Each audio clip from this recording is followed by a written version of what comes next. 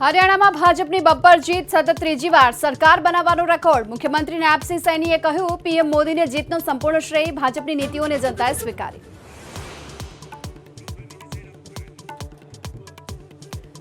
હરિયાણામાં સૌથી મોટી જીતથી ભાજપમાં જશ્ન, સાંજે પાર્ટી મુખ્યાલય જઈ પીએમ મોદી કાર્યકર્તાઓને કરશે સંબોધન। 100 કિલો જલેબીનો પણ અપાયો ઓર્ડર।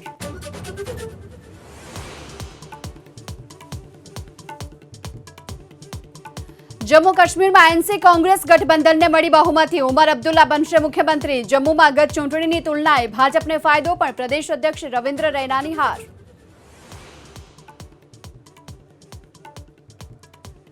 हरियाणा में हार बाद कांग्रेस ईवीएम पर उठाव्या सवाल। कह્યું, चूंटणी पंच में करीशुं फरियाद। हरियाणाना परिणामोथी नथी मान्य।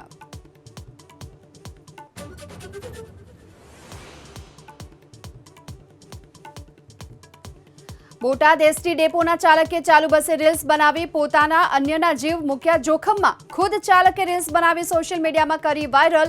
डेपो मैनेजरे चालकनो मांग्यो खुलासो।